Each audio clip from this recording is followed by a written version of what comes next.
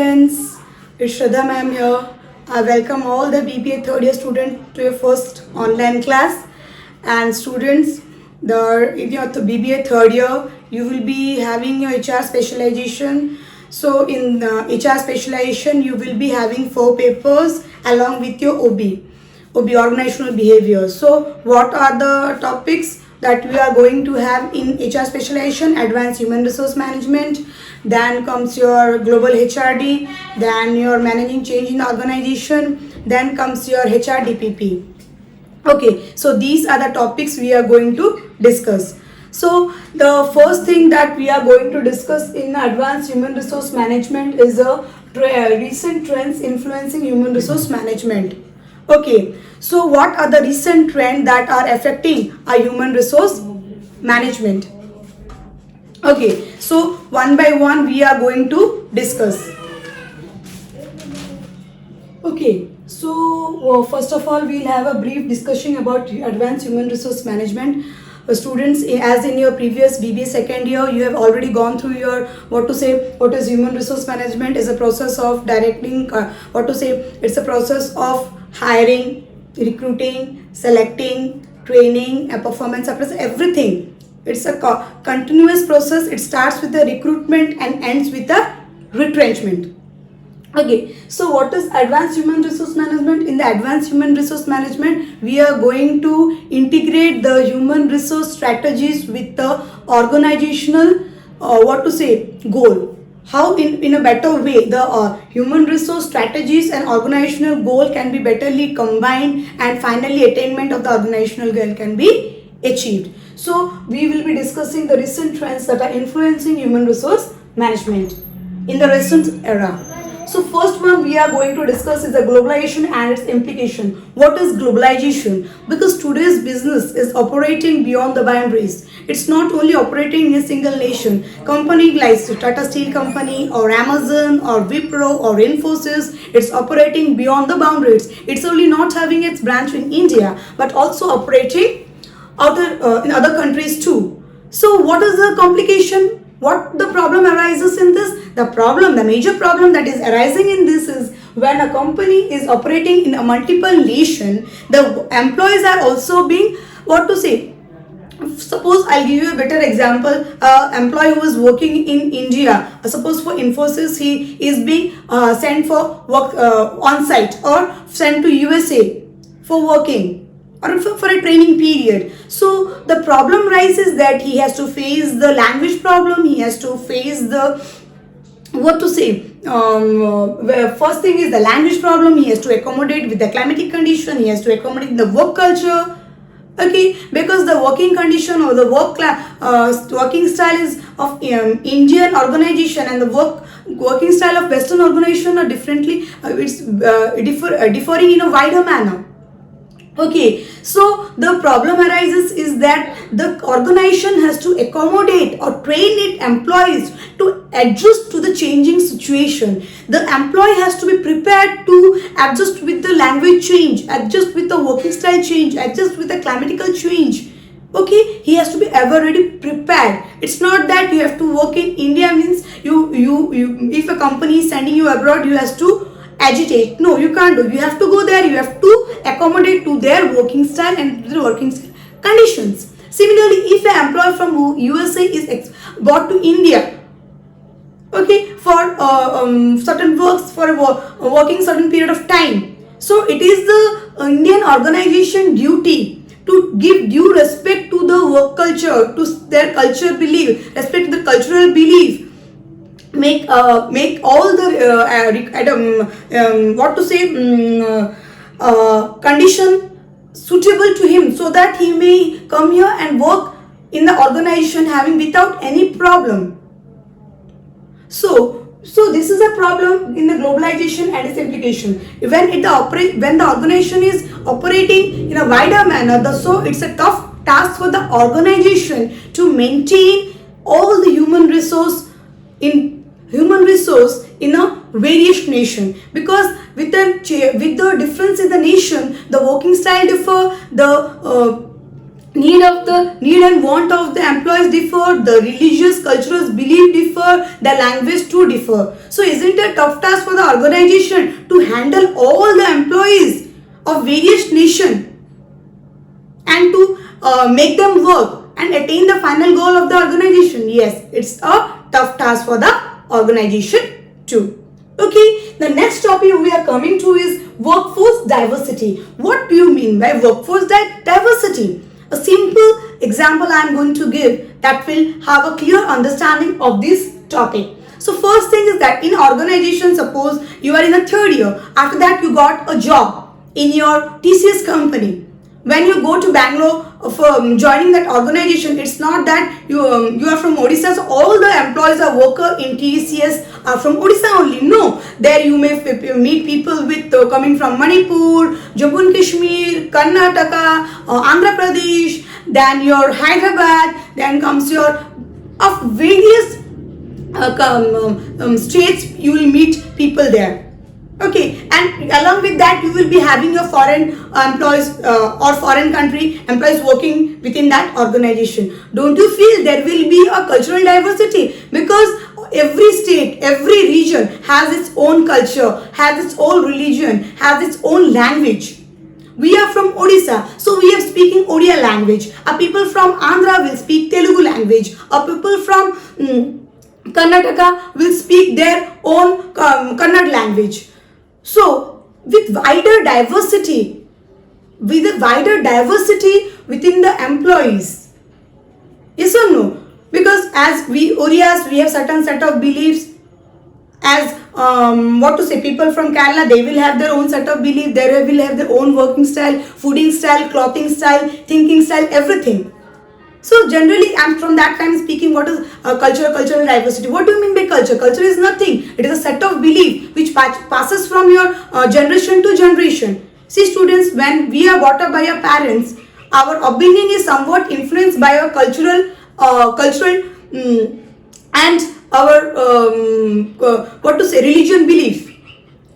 So, within an organization, when people of different region, with different language, with different religion belief, different physical appearance, different dressing style, different fooding style comes and work together within an organization, is it not a difficult task for an organization to manage all those employees and finally attain the organization goal? Yes, it is a tough task. We have to understand their needs. We have to give respect to their religion, culture, language, everything. We can't disrespect them in any manner. And finally, respecting everyone's culture, everyone's belief, our organizational goal has to be fulfilled. Yes, so it is a very tough task for an organization to manage the cultural diversity. Next topic coming is changing the skill requirement. In the earlier days, if you are pertaining a single skill, it was easy for you to get a job. But in recent era, you have to be multi-talented or you have to be multitasking. Okay, you have to pertain different knowledge or different work experience. Maybe not work experience, but you have to have multi-talent or multiple job knowledge. Then only you can sustain in an organization. I'll give you a clear example. Earlier days, those who were doing BBA, they used to go for MBA. Okay, to achieve a job. But in a scenario, we are seeing the students, those who have done BTech and MTech, they are going for the MBA degree. Why? Because the company is seeking the technical knowledge along with the management knowledge. If they possess both the things, they have an advantage in getting the job at a first preference. Because in the recent era, the companies prefer that if they are hiring an employee, they should have multiple talent, multiple skill, that within the single salary they can attain multiple tasks. Okay, so this becomes a very challenging task for a organization coming era, because in India, as we see, the skilled employees are very limited, or we are in a scarcity of skilled employees. We may say that India is having huge population. We are having, but how much skilled employees do we possess in our country? They are very limited. But with the coming eras, as generation is changing, as the economy is changing, we are hoping for having a skilled work group or skilled workforce. Okay. So next is corporate downsizing. What do you mean by corporate downsizing? See, students, simply downsizing means cutting something or reducing something, lay off something. In the coming era, we see that everything is being managed by the robotics. So when the requirement of 5 people were there in the organization, suppose for a single task, now the computer is replacing it, only a person is required to manage it. Okay, the job is being reduced within an organization.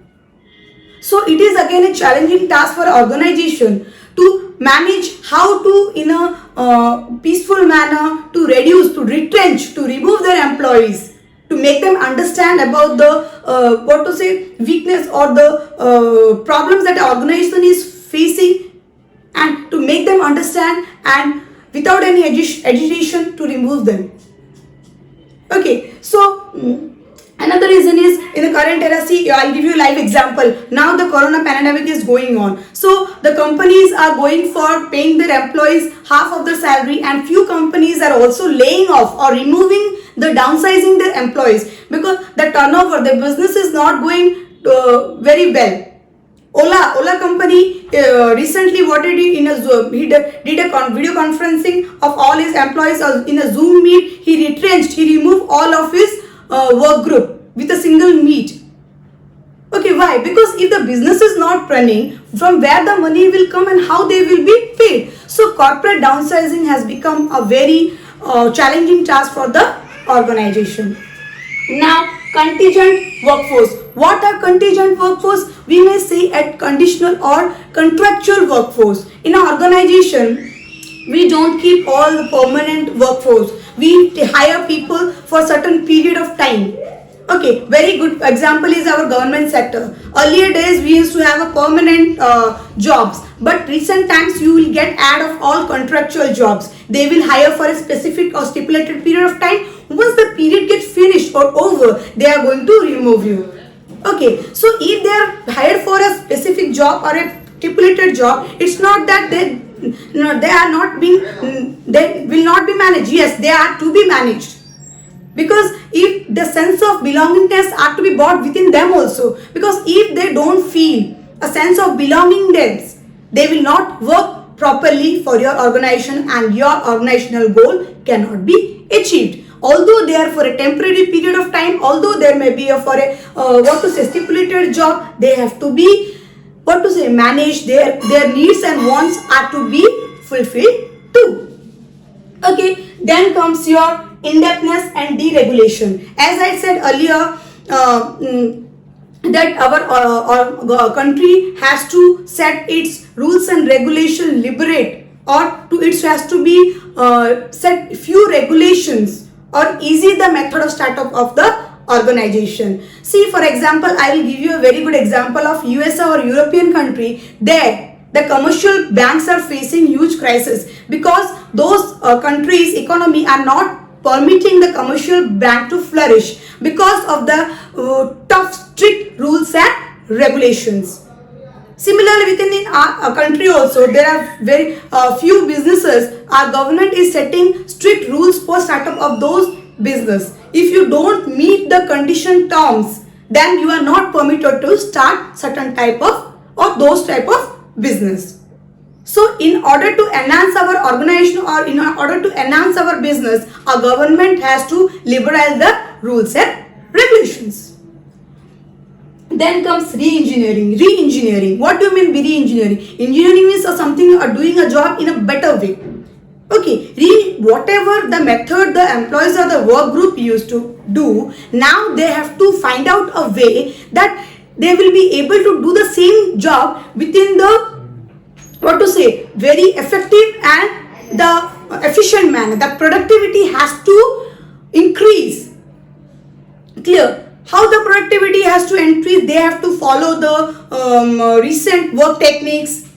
Okay. So in this, when the organization put this condition of re-engineering, because earlier people used to work, But now they are enforcing re-engineering. What do you mean by re-engineering? So the better way of working. So there is an agitation from the existing employees or the coming employees that why are they enforced to do work in a modern way. Okay, so this re-engineering also makes the organization to face tough times. Okay, employee involvement. Earlier days, boss was always right. Whatever decision used to take by the organization, it used to be imposed to the employee or the worker group. But this is an era where the employee involvement within the organization is highly essential, because if you make them participate in each and every decision of the organization, a sense of belongingness will come with it then. When they feel that their decisions are being respected, their ideas are being respected, they are also making a contribution to the decision making of the organization, their self-confidence increases, they are motivated, they start working in a very effective and efficient manner, and gradually the organizational goal are accomplished in a very efficient manner. Okay students, these were the 10 factors that were influencing the human resource management in a huge manner. Later on, we will be discussing about the other factors, students.